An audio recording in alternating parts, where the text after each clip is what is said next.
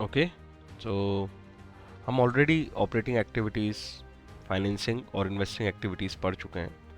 आज के लेक्चर में हम इनको सम अप कर देते हैं, और सम अप करने का मतलब ये है कि एक तो ये एक तरह से रिवाइज कर लो, प्लस कुछ क्वेश्चंस देख लेते हैं तो हमारी कितनी कमांड है क्वेश्चंस पे, और अगर कहीं कोई डाउट होगा या ऐसा लग रहा होगा कि यार ये चीज़ अभी थोड़ी सी कच्ची पक्की है ना, तो हम उसको प्रॉपर अपने लिए अंडरस्टैंडिंग बना लेते हैं। तो let's see, classification of business activities. हमें अगर कैश फ्लो स्टेटमेंट बनाना है तो हमें सारी बिजनेस एक्टिविटीज़ को क्लासिफाई करना पड़ेगा, और ये क्लासिफिकेशन हमें कौन बता रहा है? AS3, accounting standard number 3। ठीक है, ऑपरेटिंग एक्टिविटीज़, इन्वेस्टिंग एक्टिविटीज़ और फाइनेंसिंग एक्टिविटीज़, इन 3 एक्टिविटीज़ में हमने क्लासिफिकेशन किया है। ऑपरेटिंग की डेफिनेशन ये थी कि जो activities revenue from operation generate करने में हेल्प करेंगी वो ऑपरेटिंग एक्टिविटी होंगी, प्लस जो non cash sorry non investing and non financing activities होंगी वो भी ऑपरेटिंग होगी। जो मतलब जो नीचे की दोनों एक्टिविटीज में कवर नहीं होगी वो ऑपरेटिंग एक्टिविटीज होंगी। अब अगर हम इसकी बात करें तो आज हम और फोकस करके इस पे समझेंगे कि कैश इनफ्लो और कैश आउटफ्लो के एग्जांपल्स क्या हो सकते हैं। तो देखो, ऑपरेटिंग एक्टिविटीज पे ही अंतर आता है कि कोई नॉन फाइनेंसिंग कंपनी कैसे सोचेगी या फाइनेंसिंग कंपनी कैसे सोचेगी। इन्वेस्टिंग और फाइनेंसिंग एक्टिविटीज में उस एंगल से आपको सोचना ही नहीं है, क्योंकि इन्वेस्टिंग एक्टिविटी का मतलब ही ये होता है कि आपने फिक्स एसेट में इन्वेस्टमेंट किया है, या फिक्स एसेट को मतलब आप एक एनसीए वाला पोर्शन देखोगे ना अपनी बैलेंस शीट में, तो आपको इन्वेस्टिंग एक्टिविटी समझ में आ जाएंगी। या तो आप इन्वेस्टमेंट कर रहे होगे, उन्हें परचेस कर रहे होगे, या फिर उन्हें सेल कर रहे होगे। और फाइनेंसिंग एक्टिविटीज़ मतलब आप फंड्स को लेके आने के लिए जो एक्टिविटीज़ करते हो वो फाइनेंसिंग एक्टिविटी होती है। तो ये जो नॉन फाइनेंसिंग कंपनी और फाइनेंसिंग कंपनी का जो प्रॉब्लम है ना, वो सिर्फ ऑपरेशन से रिलेटेड है। इस चीज़ को यहीं क्लियर कर लो। इसीलिए मैं आज रिवाइज करा रहा हूँ, ताकि एक ओवरऑल लेवल पे भी तुम्हें अंडरस्टैंडिंग हो जाए कि ऑपरेटिंग एक्टिविटी में मेरा सोचने का स्कोप क्या होना चाहिए। ठीक है, तो ये फाइनेंसिंग नॉन फाइनेंसिंग वाली बात केवल ऑपरेटिंग एक्टिविटी के लिए, उसके लिए भी मैंने कह दिया कि यार अगर क्वेश्चन स्पेसिफाई नहीं कर रहा है तो हम तो यही सोच के करेंगे क्वेश्चन को कि हम एक नॉन फाइनेंसिंग कंपनी है। अब एक नॉन फाइनेंसिंग कंपनी को कैश इनफ्लो कहाँ से आता होगा, वो पैसे कहाँ से लाती होगी? तो कैश सेल करके, या फिर अपने ट्रेड रिसीवेबल से पैसे लेती होगी। मतलब जिनको उधार पे गुड्स बेचा था, ट्रेड रिसीवेबल में डेटर्स आ जाएंगे, बिल रिसीवेबल आ जाएंगे। इसके अलावा रॉयल्टी फीस कमीशन, इस तरीके से पैसा लाती होगी। तो रॉयल्टी फीस कमीशन में, ये कमीशन मैंने समझाया था कि यार ये कमीशन जो है वो इन्वेस्टिंग और फाइनेंसिंग कहीं भी जा सकता है, इसलिए नाम से नहीं रटना है। ये कमीशन वो है जो आपके प्रिंसिपल रेवेन्यू जनरेटिंग एक्टिविटीज में काम आ रहा है, मतलब आपकी सेल्स करने में काम आ रहा है। ठीक है, इसके अलावा इनकम टैक्स रिफंड आता है। रिफंड आ रहा है मतलब कि इनकम टैक्स डिपार्टमेंट को हमने ज़्यादा पैसे जमा कर दिए होंगे, वो हमें वापस भेज रहे हैं। तो इस तरह से कैश इनफ्लोज हो सकते हैं। एक फाइनेंसिंग कंपनी के लिए कैश इनफ्लोज क्या हो सकते हैं? उनका काम है लोगों से पैसा लेना, फिर उस पैसे को कहीं इन्वेस्ट करना या आगे लोन की तरह डिस्ट्रीब्यूट करना और उस पर इंटरेस्ट कमाना। तो बेसिकली उनकी जो कमाई है वो इंटरेस्ट और डिविडेंड होती है। ठीक है, उसके अलावा अगर वो कोई शेयर्स वगैरह में इन्वेस्ट करके बैठे हैं तो उस शेयर्स को बेच के जो रिसिप्ट होती है वो भी एक तरह से कैश इनफ्लो है। तो एक तो वो कमाई जो अर्न करते हैं वो रिसीव करते हैं, या आपने कोई इन्वेस्टमेंट्स बेचते हैं वो रिसीव करते हैं। इसके अलावा brokerage received by a stock broker. Stock broker भी फाइनेंस कंपनी में आएगा ऑब्वियसली, और स्टॉक ब्रोकर अगर कोई ब्रोकरेज रिसीव करता है तो वो भी फाइनेंशियल मतलब you can say operating activity है एक फाइनेंस कंपनी के लिए। ठीक है, आगे चलते हैं। कैश आउटफ्लो को देखो, अगर आप परचेज करते हो कैश में, ट्रेड पेबल्स को पेमेंट करते हो, कोई एक्सपेंस का पेमेंट करते हो, वेजेस का पेमेंट करते हो, इनकम टैक्स पे करते हो, बहुत ही सिंपल से एग्जांपल है। बिजनेस ऑपरेशन में रेवेन्यू जनरेट करने के लिए जो एक्टिविटीज़ की जा रही है ना, तो ये जो ऑपरेटिंग एक्सपेंस है ना, इस पे ज़रा ध्यान देना। सब कुछ सिंपल है, सबसे मज़ेदार चीज़ है ऑपरेटिंग एक्सपेंस। केवल ऑपरेटिंग एक्सपेंस ही कंसिडर्ड हैं ऑपरेटिंग एक्टिविटीज़ में।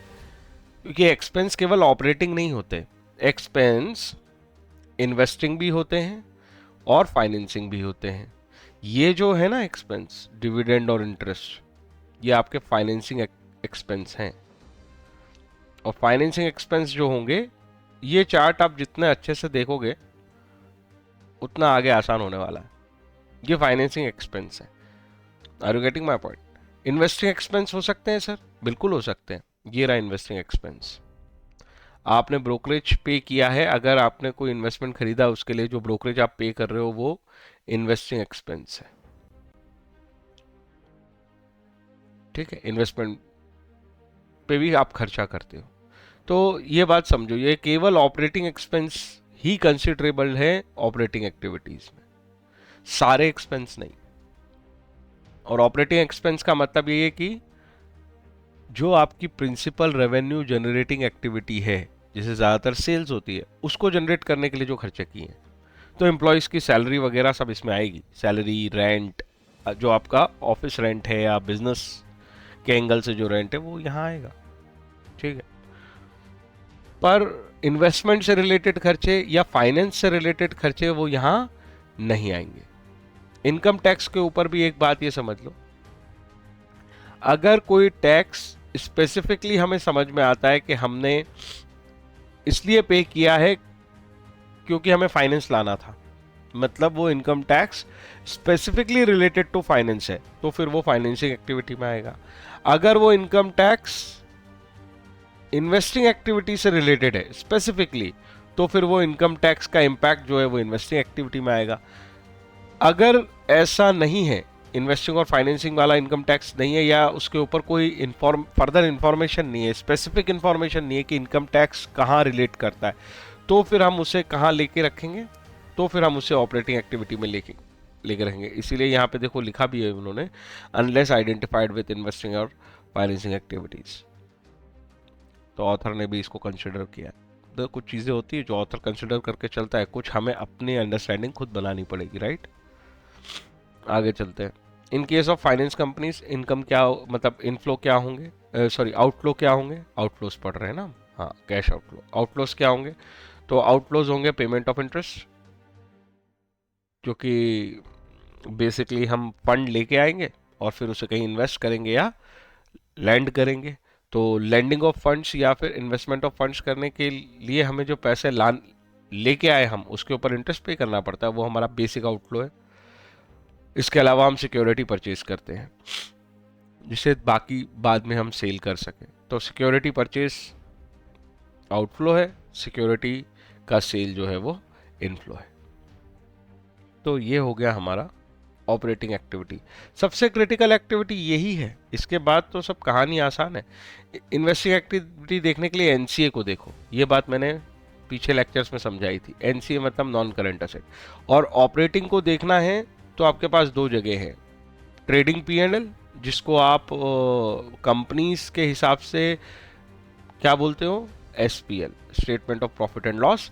और उसके अलावा क्या देखना होता है, करंट असेट और करंट लाइबिलिटी, मतलब आपको वर्किंग कैपिटल देखनी होती है, क्योंकि ऑपरेशन के लिए ही तो होती है वर्किंग कैपिटल।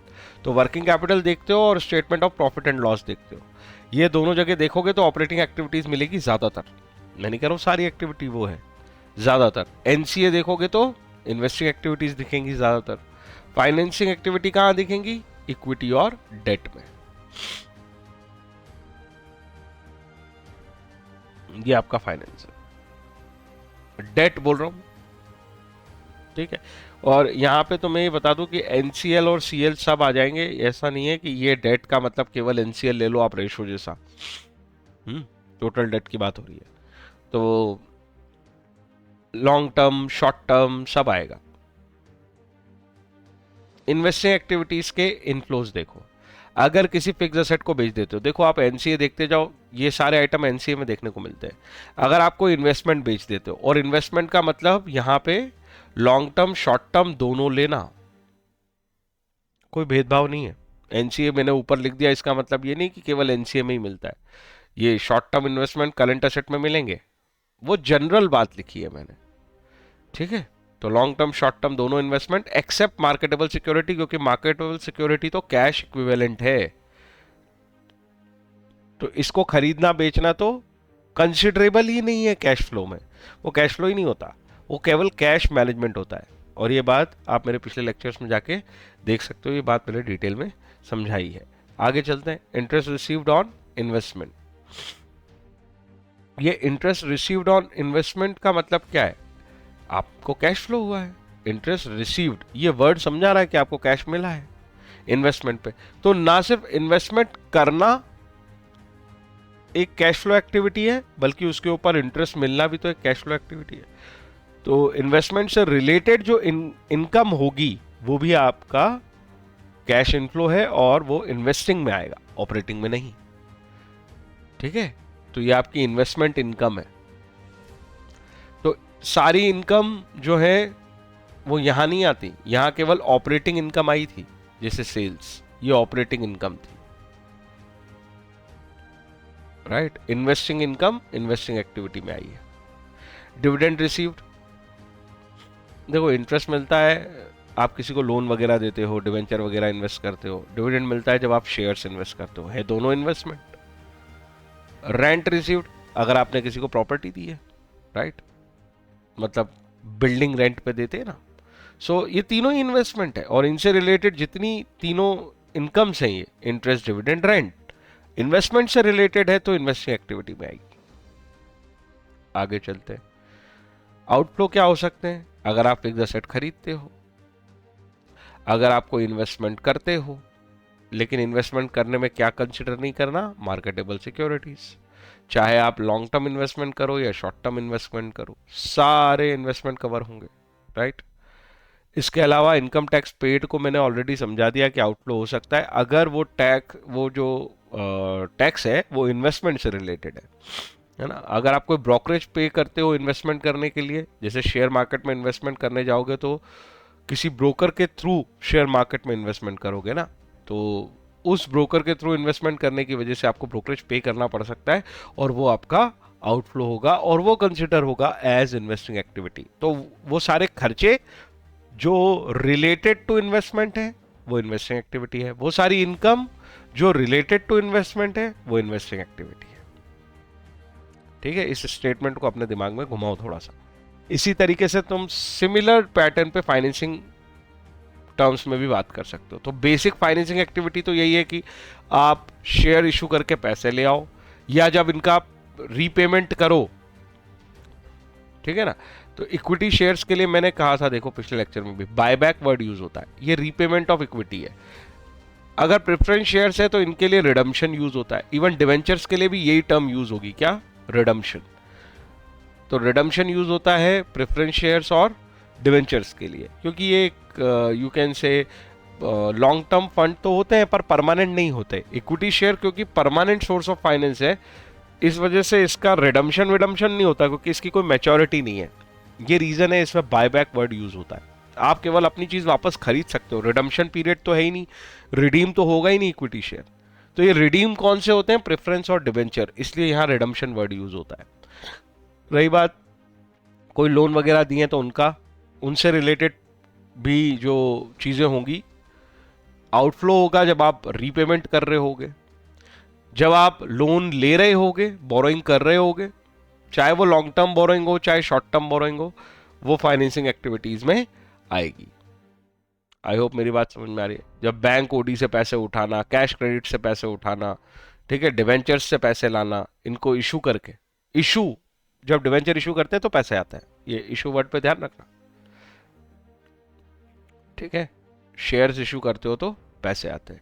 तो पैसे आने की चीजें क्या है? बेसिकली आपको इक्विटी और डेट में देखना है, शेयर्स इशू करके पैसे आए होंगे या शेयर रिडीम करे होंगे तो पैसे दे दिए होंगे वापस, ठीक है, लोन लिया होगा या लोन रीपे करा होगा। फिर मैंने कहा कि इन फाइनेंस की व्यवस्था करने में हमें खर्चे लगते हैं, और अगर हमें आइडेंटिफाई हो जाता है कि हमने कोई डिविडेंड पे किया है तो ये फाइनेंस की वजह से किया है, तो ये फाइनेंसिंग एक्टिविटी में आएगा, राइट। इंटरेस्ट पे किया है, तुम देख रहे हो डिविडेंड पेमेंट जनरली सब फाइनेंसिंग में है, और डिविडेंड रिसीव जो है वो इन्वेस्टमेंट में है। डिविडेंड और इंटरेस्ट। आई होप ये दोनों क्लियर हो गए। अगर बैंक ओडी या कैश क्रेडिट डिक्रीज हो गए, डिक्रीज मतलब उधारी कम हो गई, बैंक ओडी उधारी है, शॉर्ट टर्म लाइबिलिटी है ये आपकी, राइट, करंट लाइबिलिटी है, उधारी है, वो डिक्रीज हो गई, मतलब आपने पेमेंट कर दिया। अगर ये बढ़ रही है तो इसका मतलब है आपने पैसे लिए हैं। ये इंक्रीज डिक्रीज वर्ड से समझना सीख लेना। बैंक ओडी और कैश क्रेडिट को हमें इंक्रीज डिक्रीज देखना पड़ेगा जब CACL को हम देखते हैं, वर्किंग कैपिटल को, राइट। पर इसे ऑपरेटिंग एक्टिविटी में नहीं रखेंगे, सारे CACL ऑपरेटिंग नहीं है। जो फाइनेंस से रिलेटेड है वो फाइनेंसिंग में है, और जो इन्वेस्टमेंट से रिलेटेड है वो इन्वेस्टमेंट में है। तो you can say working capital यहां भी देखी जाएगी और वर्किंग कैपिटल यहां भी देखी जाएगी। तो वर्किंग कैपिटल भी तीनों जगह देखी जाएगी, राइट। तीनों जगह वर्किंग कैपिटल में तीनों एलिमेंट्स हो सकते हैं, ऑपरेटिंग, फाइनेंसिंग, इन्वेस्टिंग। इसके अलावा इनकम टैक्स पेड अगर रिलेटेड टू फाइनेंसिंग एक्टिविटी है तो वो पेड वर्ड है तो आउटफ्लो है, आउटफ्लो है तो फाइनेंसिंग एक्टिविटी के आउटफ्लो में कवर हो जाएगा, राइट। ब्रोकरेज, अंडरराइटिंग, कमीशन, ये वर्ड अगर तुम्हें नहीं पता तो अंडरराइटिंग कमीशन भी एक तरह के ब्रोकर होते हैं, पर ये सेलिंग एजेंट होते हैं। सेलिंग एजेंट ये आपके शेयर्स बिकवाते हैं, शेयर्स बिकवाने के काम आते हैं। तो कंपनी जब अपने शेयर इशू करती है तो एजेंट अपॉइंट करती है और उनसे एक तरह से अंडरराइटिंग एग्रीमेंट कर लेती है कि आप या तो मेरे, जैसे एग्जांपल के लिए 1 लाख शेयर पब्लिक में बिकवा दोगे, और नहीं बिकवा पाए तो आप खुद खरीद लोगे। और ये लोग एग्री करते हैं और उसके लिए ये लोग कमीशन लेते हैं। ऐसे लोगों को कहा जाता है अंडरराइटिंग एजेंट।